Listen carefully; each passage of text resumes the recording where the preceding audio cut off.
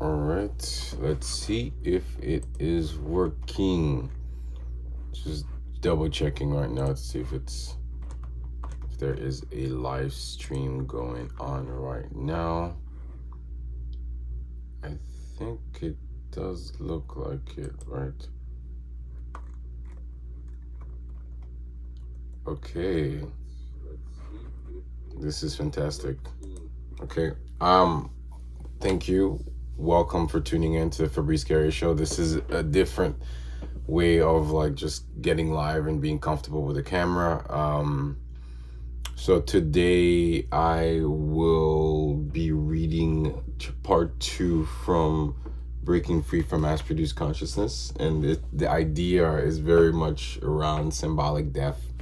It's about transforming oneself towards the next phase. I have a coffee. I brewed some coffee, Colombian coffee, dark, no sugar, no nothing. So I think the way I'm going to do this time is I want to be able to cut each of the different parts and try to put them in like shorter bites. So I'm going to be more careful as I transition to the different sort of pillars, because there's pillars where I number them, like just traditional sort of philosophical books. And one thing I'm also going to do is I'm going to read the paragraph and I'm going to share my reflections after it. So it's a different way of experimenting with this chapter specifically. I hope you've been well. There is a lot of things going on the planet right now, and to be honest, I've really been trying to, I don't want to say ignore it, but like to limit my engagement with the online sort of news spaces specifically, because it feels like we're living in times where so much is going on and we absorb so much from the news, we absorb so much from the media, and it does something to us. So I think my reluctance to like engage deeply in that space has been very much for mental health reasons, just trying to like take a step back, because there's so many different sides and there's so many different perspectives and there's so many different groups of people, and it's pretty intense. Okay, well, today that got really dark. I think that's preparing us for this chapter about, because I think a lot of it is that being able to let go of a previous way of being to welcome something new, I think is fundamentally what I would say symbolic death means. So the first quote I start with is, "We live in a world where there's more and more information and less meaning," by Jean Baudrillard, Simulacre or Simulation. I want to repeat this. He says, "We live in a world where there is more and more information and less meaning." I think that is 100% true. I think meaning is something that's supposed to move us, that's supposed to make us feel profound emotions. I think there's higher forms around meaning construction and tapping into the meaning that already exists.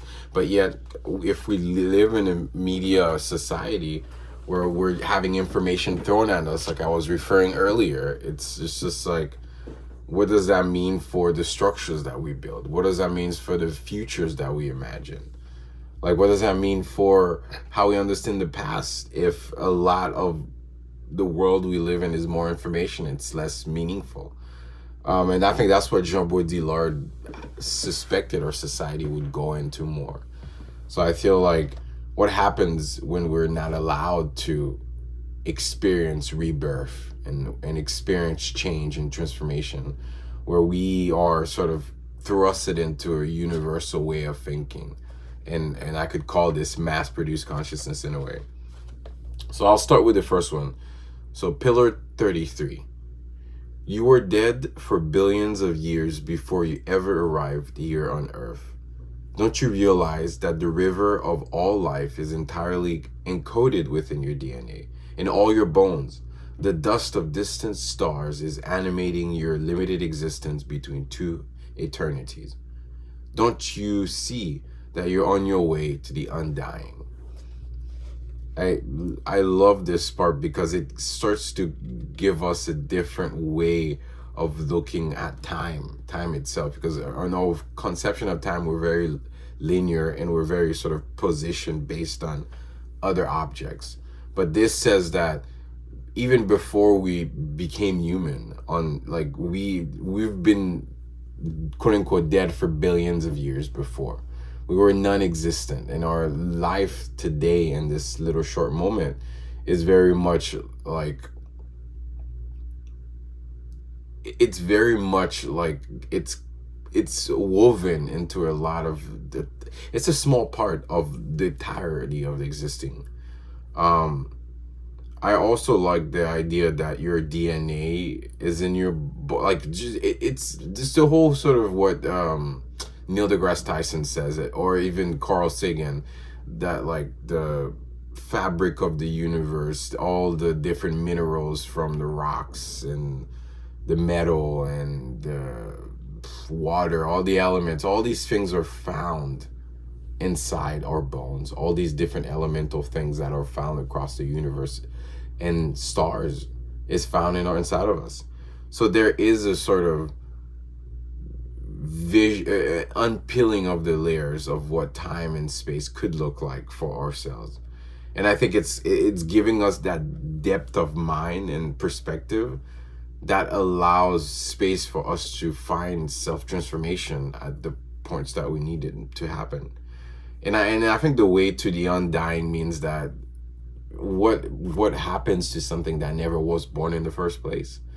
And I know that starts to get a little bit metaphysical, but I do feel like there is a sort of transcendent experience to life if we can claim it for. And I think that transcendence is what's inherently meaningful in the planet. And I think this is what Jean Baudrillard is saying. Is he's saying that more information doesn't necessarily equate that access to this transcendent thing.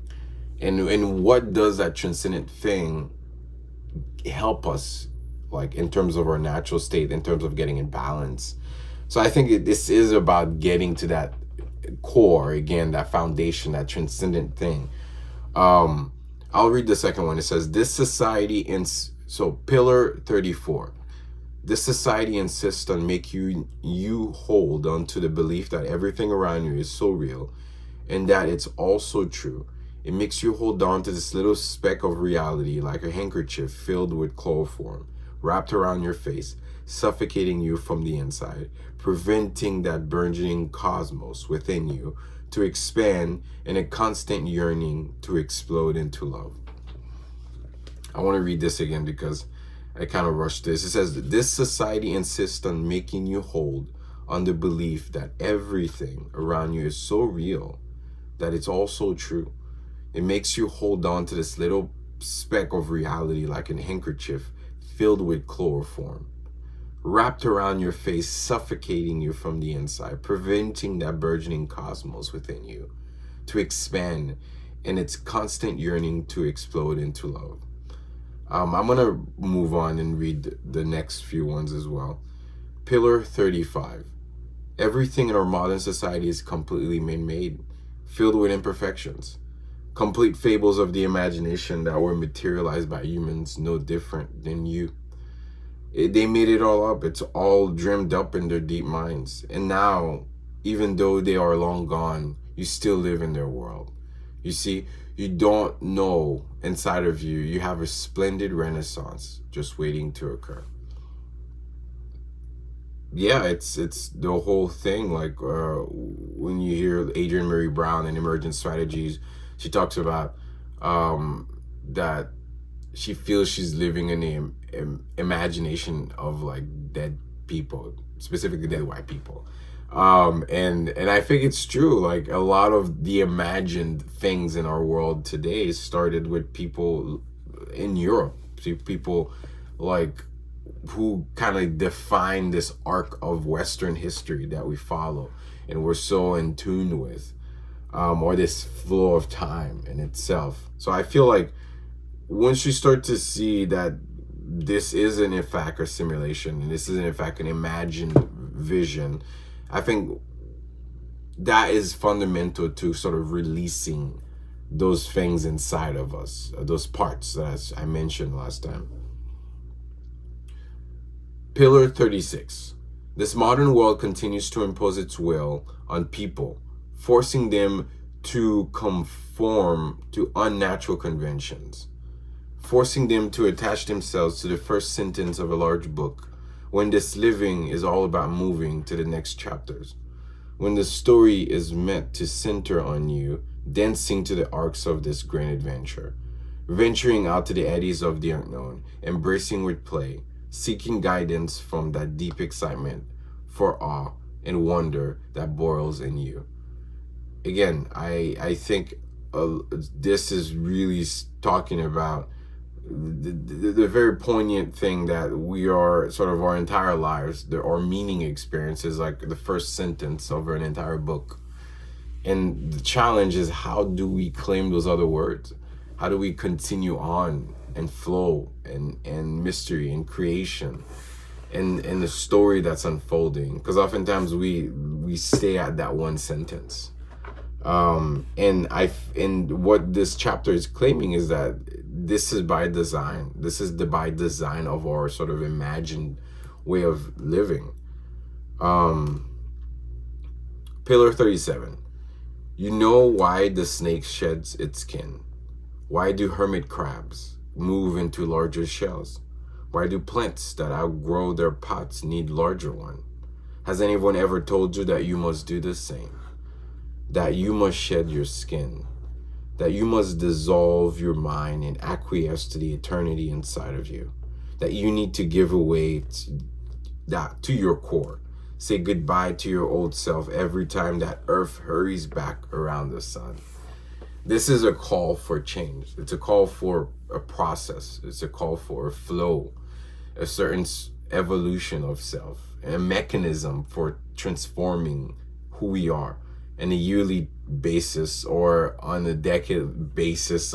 But having a framework to claim and understand that change is part of that process. And I think that's a lot of what I think we see with an old operating software of imagination is running how we see ourselves in the world, in the universe, the fundamental things. And that has an impact. That has an impact on how we transform ourselves and how we relate with each other. And I think this is telling us, from looking at nature, a lot of animals, a lot of plant life, when you give them space, it's almost as if there's a point where they outgrow the container that they are. And I think it's about reimagining that container so it has more space to engage the next challenges in the next space that you would need to experience in a way. Pillar 38, sorry. To symbolically die is about transitions and dealing with them, understanding why they are needed, venturing for wisdom, and learning from the degrees of separation within. That's a lot. To symbolically die is about transitions and dealing with them, understanding why they are needed, venturing for wisdom, and learning from the degrees of separation. I feel like, yeah, this definitely explains a little bit more on the canon before on self-overcoming, about to venture, to be able to even have the capacity to venture to different thresholds of ourselves requires us to engage our transitions and dealing with them head on. Pillar 39.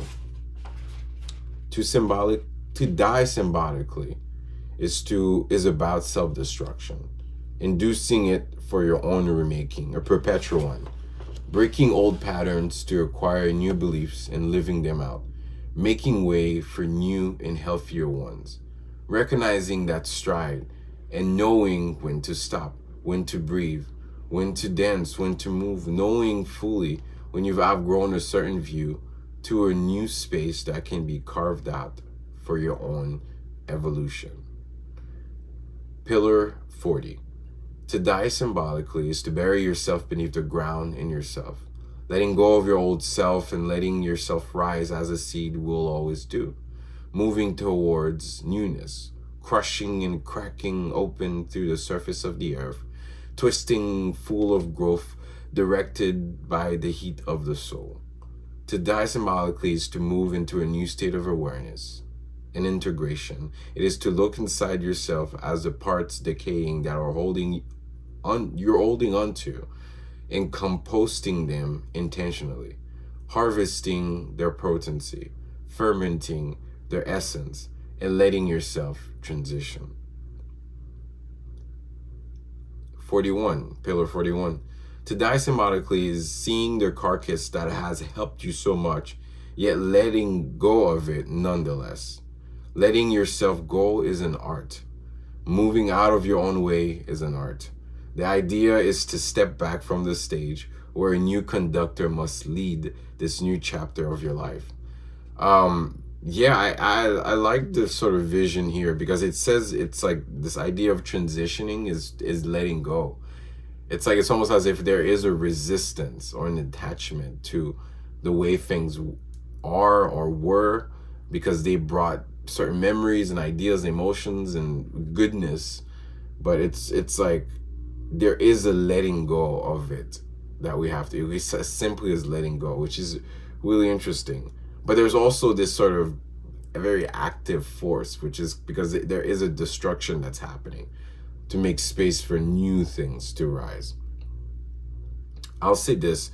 So I'll read a couple more and then I want to reflect. I think we're at a good marking point here. Pillar 42. Welcome them with a great banquet, these new ideas, these new habits. Only they will take the lead into the unknown of who you will become. They will need to be cared for. Some will grow to maturity and some will need to be archived. Pillar 43. The voices that have guided you for so long will not always represent the center point of your continued awakening. They will not always work in your best interests. They will hold on to their power if they can and hold you captive to their tyranny, maladapted to the new generations underground.